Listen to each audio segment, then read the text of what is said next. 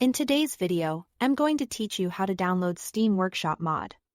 With no Steam CMD, we'll go from finding a mod on the Steam Workshop to downloading it through a web tool to unpacking and placing it in your game's mod folder clearly, safely, and without using Steam CMD. Start by opening the Steam Workshop page for the game you are modding. Browse to the specific mod you want. Open its dedicated page, and take a moment to check the description for version compatibility or required dependencies so you know it will work with your setup. When you are ready, copy the full URL from your browser's address bar.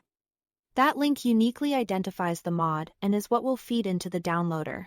Next, open a third-party Workshop downloader site, such as steamworkshopdownloader.io. Because this is a third-party tool, use your best judgment and proceed at your own discretion. You should never enter any login details, passwords, or private keys. These downloaders don't need them. All you need is the mod's URL. Paste the mod URL into the site's input box, then start the download. Larger mods can take a bit longer, so give it time to finish.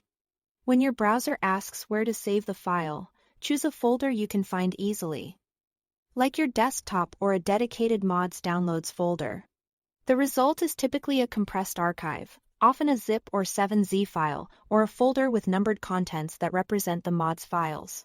Now, unzip the download.